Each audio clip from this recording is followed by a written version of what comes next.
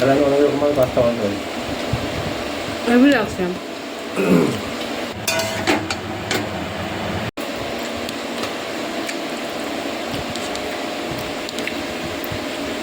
বিশেষ করে ঝাল হয়েছে না,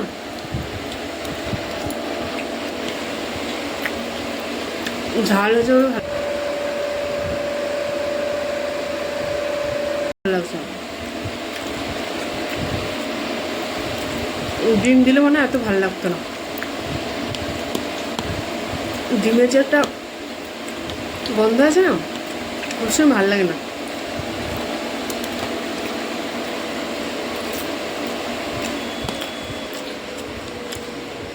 এতটা ভালো লাগবে বুঝতে পারিনি।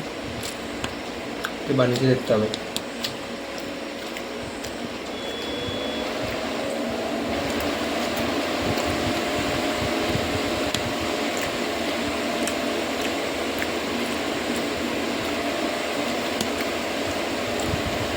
একটুকে গোলমরিচ দিয়েছে, ওই জন্যই ভালো লাগছে। চাইনিজে গোলমরিচ না দিলে যায় না তো। চাইনিজ রান্না গোলমরিচ না দিলে যায় না, দিতেই হয় মাস্ট। এটা গুঁড়ো ঝোলে আমি ফুটে দিয়েছি, তাও দিয়েছি।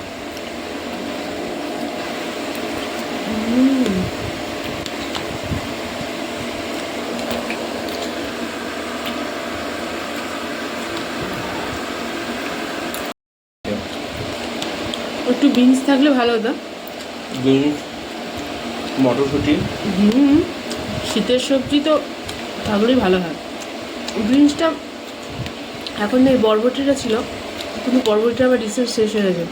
শুধু বরবটির আলাদা গন্ধ বের হয়।